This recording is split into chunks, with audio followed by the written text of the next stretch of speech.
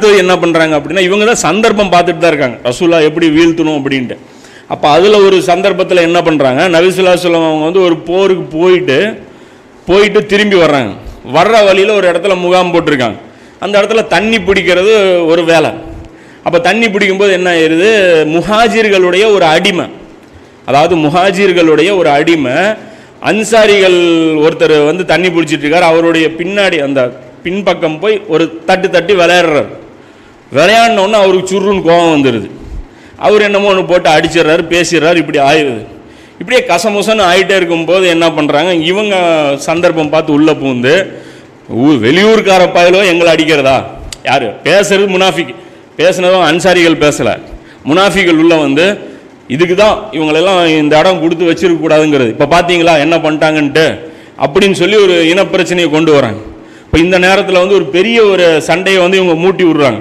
இப்போ இதை வந்து 63ஆவது அத்தியாயத்தில் 8வது வசனத்தில் வந்து இது பார்க்கலாம். பனு முஸ்தலிக் போரில் வந்து இவங்க திரும்பி வரும்போது, அதாவது இந்த ஒரு பிரச்சனை வந்து இவங்க பண்ணுறாங்க.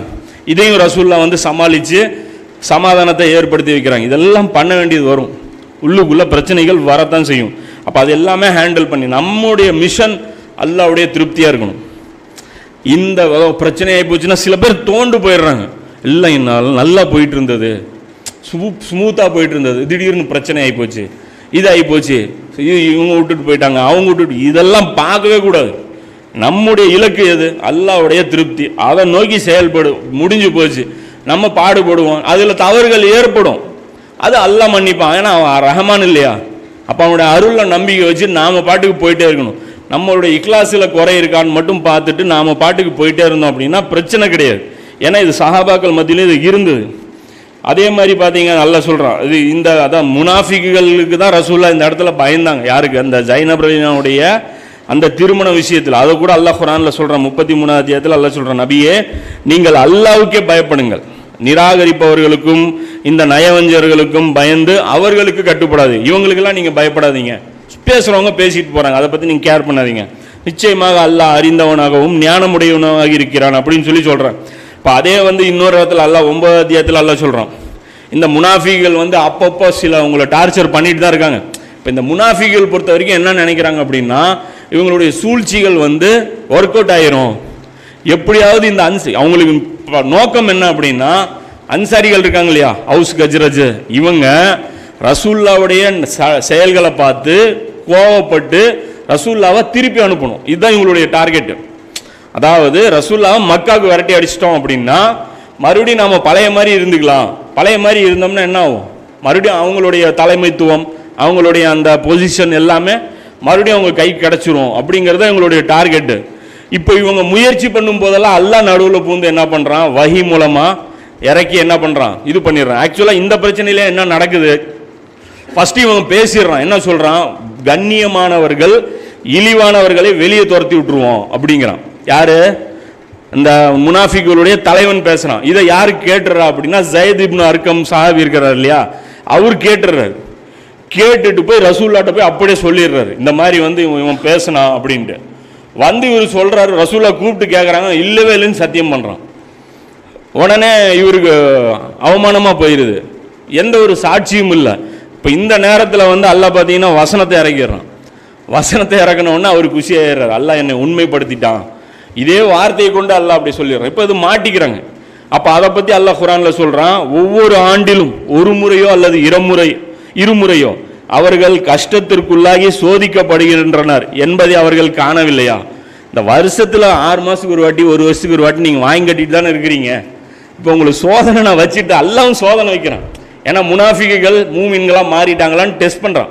ஏன்னா முனாஃபிக் தானே, இப்போயும் மாறி இருக்கலாம், ஒரு 6 மாதம் கழிச்சு அவனோட ஈமான் வலுவடைஞ்சிருக்கலாம் அப்படின்னு சொல்லி எல்லாம் டெஸ்ட் வைக்கும் போதெல்லாம் இவங்க தோத்துட்டு தான் வர்றாங்க. இவ்வாறு இருந்தும் அவர்கள் பாவத்தை விடுவதும் இல்லை, நல்லுணர்ச்சி பெறுவதும் இல்லை. இப்படி இருக்கும்போது இவங்களுடைய முயற்சியை வந்து இவங்க கைவிடுறது இல்லை அப்படின்னு சொல்லி அல்லாஹ் வந்து அந்த 9வது அத்தியாயத்தில் 126வது வசனம் முனாஃபிகளை பற்றி அல்லாஹ் இறக்குறான்.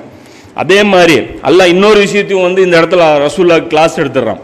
என்ன அப்படின்னா, இந்த உஹது போரில் பார்த்தீங்க அப்படின்னா இந்த 300 பேர் வந்து பேக் அடிக்கிறாங்க. அதாவது 1000 பேர் புறப்பட்டு போகிறாங்க, மதீனாவிலேருந்து போயிட்டு நயவஞ்சகர் தலைமையில் 300 பேர் என்ன பண்ணுறாங்க, ரிட்டர்ன் அடிச்சிடுறாங்க.